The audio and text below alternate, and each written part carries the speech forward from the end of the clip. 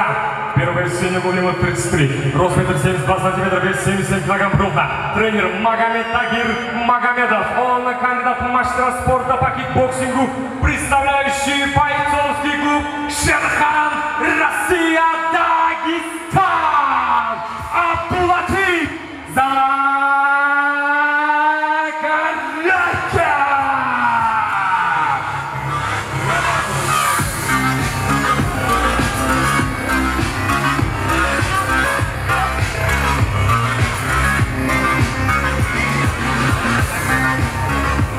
Юсуф Эльник, красный угол ему 31, рост 180 сантиметров, вес 77 килограмм ровно.